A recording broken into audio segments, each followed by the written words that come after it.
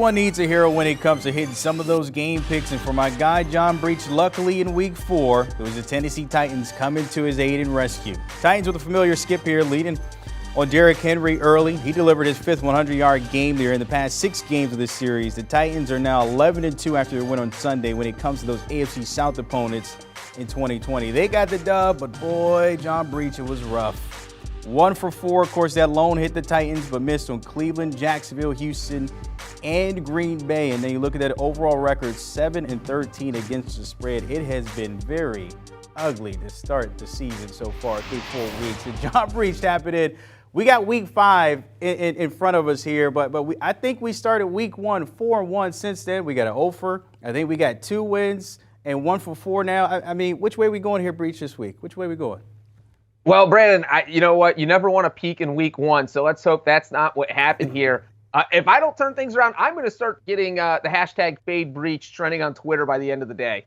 I don't think Cabo's in our future if it keeps looking like this. We might just be going on a Greyhound somewhere down south to Florida. You might be coming and hanging down with us, the way these picks are going. Let's get into it here with the Eagles and Cards here. Philly, 5-point favorites in this matchup.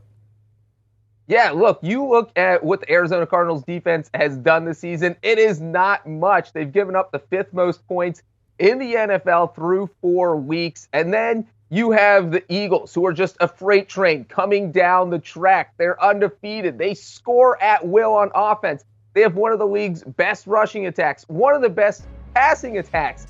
And so this feels like a game where it is going to be difficult for the Cardinals to slow down Philadelphia. Now, I don't think it's necessarily going to be a blowout because we know what Kyler Murray can do. He runs around. He gets the Cardinals offense moving. He gets them scoring points. But I do think Philadelphia can win this by at least a touchdown, which would cover the 5. And you know what, Brandon? This game is in Arizona, where the Cardinals have the opposite of a home field advantage. They have lost 7 straight games at University of Phoenix Stadium, and I think it is going to be 8 straight come Sunday. Does not look good. Of course, Philly undefeated heading there to Arizona, as you mentioned. Niners and Panthers. Look, Jimmy G getting it done last night. We saw that Carolina would get an up-close and personal look at Jimmy G because remember, that was one of the teams he could have went to. Instead, they got Baker Mayfield. What's your thoughts on this one? Yeah, look, you know what? This is good news for the 49ers that it looked like Jimmy Garoppolo and Kyle Shanahan were actually on the same page Monday night. Because last week it looked like they wanted to strangle each other. So they have come a long way in just 1 week. The 49ers offense looks like it's kind of clicking now. It's looking like the 49ers offense we saw last year when they made it all the way to the NFC title game. I think the bigger story here, though, is the 49ers defense.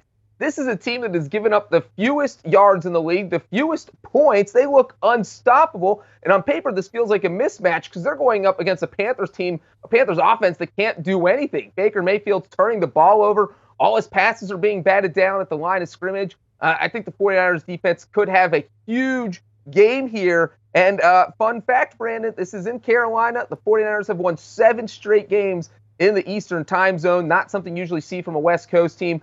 So I love the 49ers in this spot to cover the 5.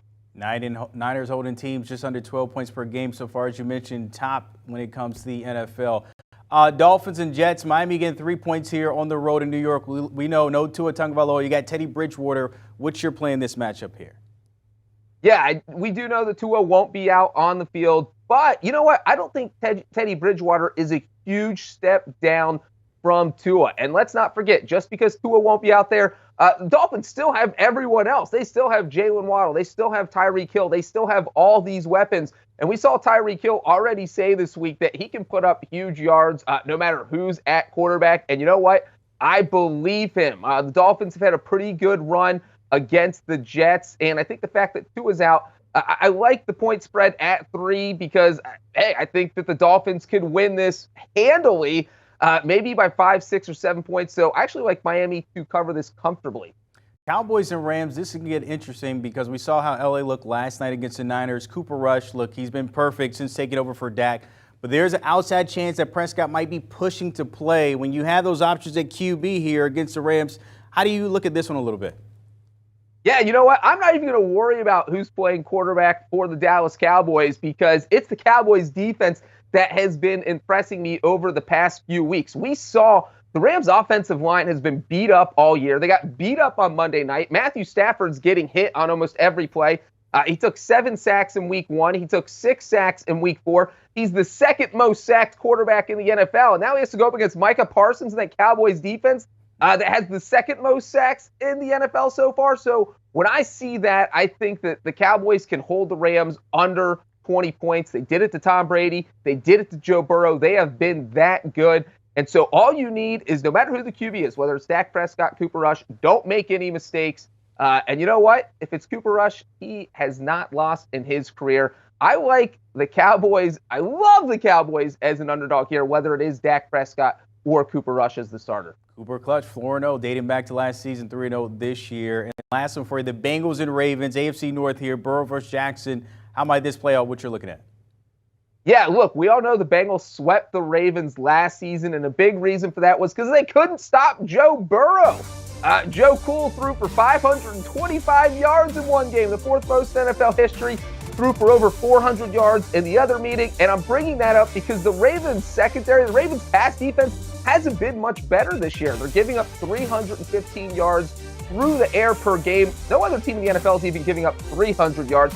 So I think Burrow could have another big game. And the fact that the Bengals are a 3-point underdog is a little surprising to me, because if you look at their past 12 games, they are 8-4 overall dating back to last season.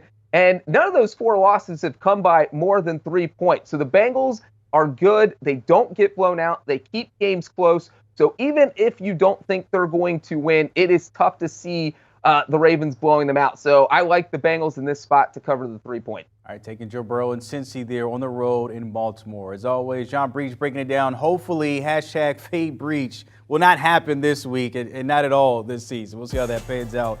The way that doesn't happen, these picks got to hit. Taking a look and recapping a little bit here. Taking Philly against the Cardinals there. San Francisco and that defense against Baker Mayfield and the Panthers in Miami. And Dallas there at plus 4.5. And then, of course, you got the Ravens and Bengals in the AFC North taking Cincy at plus 3. You can also catch Breech, by the way, along with Will Brinson and Ryan Wilson, breaking down and recapping what we saw week 4, along with that defensive domination for the 49ers last night against the Rams, holding them to 9 points on Monday Night Football. Also, a look to week 5 as we spin it forward. Download and give them a follow. Do you want a sports network that delivers everything that matters about the game? The highlights, the picks, the instant analysis, no yelling, no fake debates, no politics. Hit the subscribe button and never miss a moment.